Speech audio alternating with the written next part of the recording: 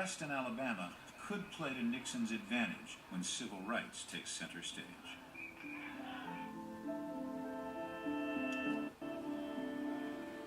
I met Richard Nixon when I was in the 9th, maybe 10th grade, and we got to shake hands with him. I thought Richard Nixon would be a good president. There's a huge public misperception on civil rights. They think that Nixon was some kind of hideous racist and Jack was the friend of the black man. Not true. Nixon had a strong civil rights record in the 1950s. He was a friend of Martin Luther King. The Republican Party was the party of civil rights. The Democratic Party was the party of secession and segregation. Every single member of the Ku Klux Klan was a member of the Democratic Party. So going into the election, Nixon had reason to believe he would have a lot of black support. Just 3 weeks before the election, Martin Luther King is arrested.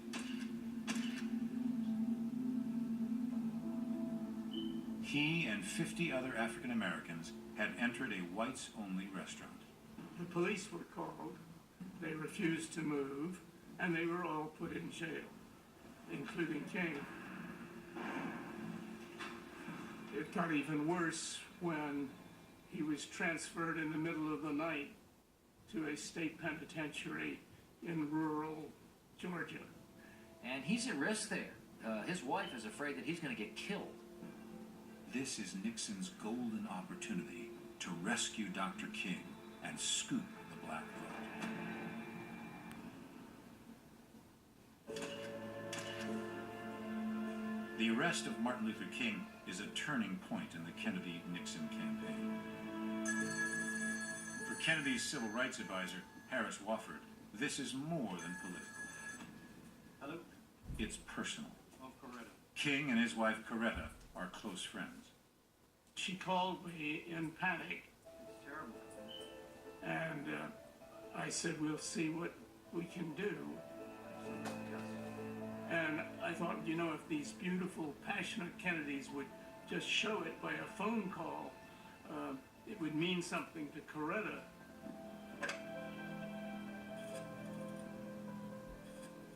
Wofford contacts Kennedy's brother-in-law, Sergeant Shriver, who's in charge of civil rights. Hello, Sergeant. Wofford asks if Kennedy will call Coretta to offer his support. He said, well, it'll only work if I present the idea to Kennedy without any of the staff hearing. Sure. Shriver knows Kennedy's team will block anything that might cost them votes in the South. The Kennedys were never great advocates of civil rights. Generally, they regarded it as a problem for their campaign. They would have preferred not to discuss it at all. But that's not Shriver's only problem. Kennedy is about to leave on a plane.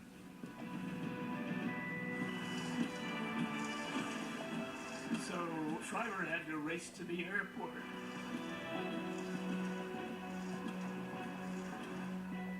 Behind the scenes, Nixon tries to secure the release of his friend, Dr. King. Richard Nixon wants to do something, and he calls the White House, and the White House refuses. They won't do it. Nixon fails. Can Shriver succeed in his mission?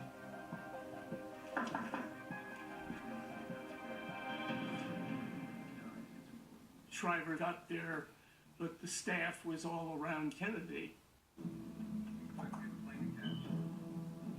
Shriver waits until Kennedy is alone. All right, guys.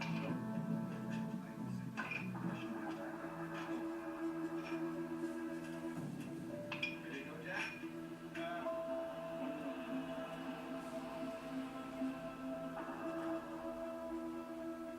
Finally, he had about 2 minutes with Kennedy. And he said, we've all been worrying about what we can do to help. What about calling Coretta King?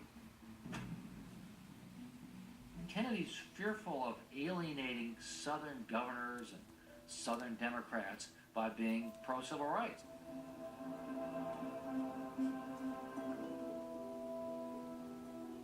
But that all changes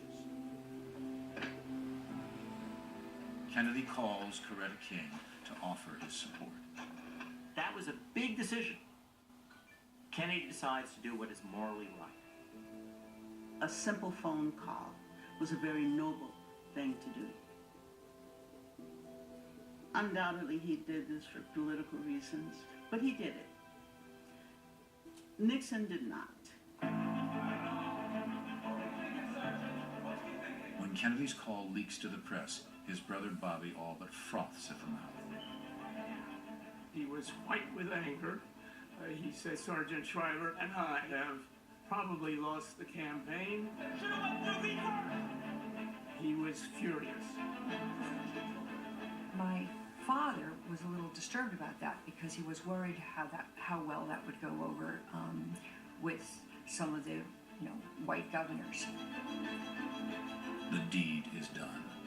But Bobby soon realizes he can turn the situation to his brother's advantage. He demands the release of King.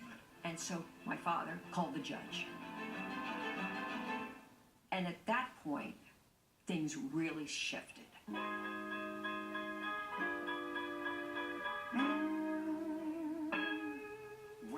I understand from very reliable sources that Senator Kennedy served as a great force in making the release possible.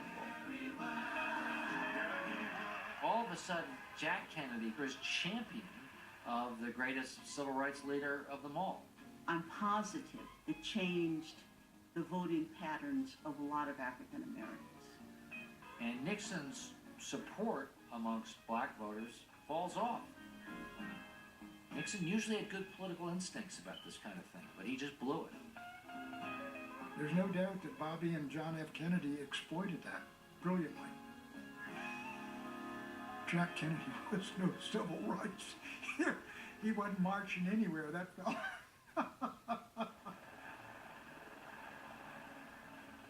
Now, Kennedy is riding the polls like a tame pony, and victory is in sight. But Nixon has one last card to play. His old boss, ex-general and president, Dwight D. Eisenhower. John Kennedy is amazed that Eisenhower has not been doing more for Nixon. And he's been worried about it because he knows how popular Eisenhower is. Eisenhower defeated Hitler. Kennedy should be a pushover.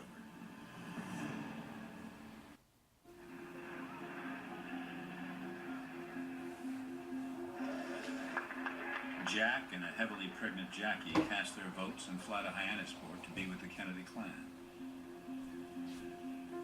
Just about everybody on both sides knew that this was going to be an extremely close election, and so everybody was nervous. None more so than Richard Nixon, who casts his vote with his wife Pat in California, and then makes a break for the border. Nixon was gloomy as usual, thought he was going to lose, went off with a pal to Mexico to drink margaritas and to desert the press. Essentially throughout the day, they kept getting reports, good and bad. They didn't know what they meant. No one ever does. In the evening, the first returns were very pro-Kennedy. Kennedy was Connecticut, and the network broadcasters are saying that it might be a landslide. But by midnight, the picture is changing, and Nixon is starting to pick up Midwestern and Western states, and it's clearly going to go down to the wire. The great shock of the night for the Kennedy forces, and the first time when they thought they had lost, was when Kennedy failed to carry Ohio. That was a huge setback for the campaign, and there was a lot of concern. How could we get this wrong? The popular vote was too close. No one knew for some time which candidate had actually won. Nixon returns to California to be with his family and staff at the Ambassador Hotel. I remember he came in his pajamas, and he said, "Hey guys, this thing is not going to get decided tonight. Get some sleep." And with that, he turned around and left the room. John Kennedy went to bed, that night, and said, I'm not going to stay up, grinding my teeth, wondering what's going to happen. I'm going to get some sleep. While the two rest, the race tightens. Just after midnight, Nixon is woken to be told that he has lost the key state of Illinois. The writing is on the wall. If the present trend continues, if Mr. Kennedy, Senator Kennedy, will be the next president of the United States.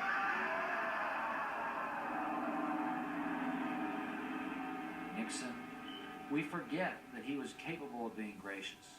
When he had to go concede, his wife is on the verge of tears standing next to him, but Nixon himself was quite gracious about it. But as the sun rises on Washington, accusations start circulating of electoral fraud in Illinois. Republican officials set off to investigate. They said in Chicago the cemetery wards were coming in strong for Kennedy. As time goes on, it leaks out that in one black district, there were more votes cast than there were people living in the district. It was corrupt. As the dead of Illinois cast their votes for Kennedy, there are more allegations of fraud in Texas. If Texas and Illinois had gone for Nixon, he would have won the election. So it mattered. All eyes are on Nixon as he prepares to fly to Washington. Will he contest the result? Now, I put the plane at the end of the airstrip to get him as far away from press and other people as possible. And there was an old mechanic listening to a little hand radio. How do you do? The votes are in, but exactly who won in Illinois is still not clear. Was it Jack or was it Dick? At that moment, he said, get Ike on the phone. I think the succession of the presidency of the United States should never be in doubt. And they discussed that he would not contest the election, and that was it. Just give me a chance. It was a very honorable and patriotic thing to do on Nixon's part. It was the right thing to do. It would have thrown a cloud over the election of John F. Kennedy. I think it would have been dreadful for the United States. It's the closest election of the century, with the highest turnout on record. Kennedy wins with a slim majority of just 120,000 votes to become the youngest president in American history. Without the votes of millions of African Americans, Kennedy would have lost the presidency.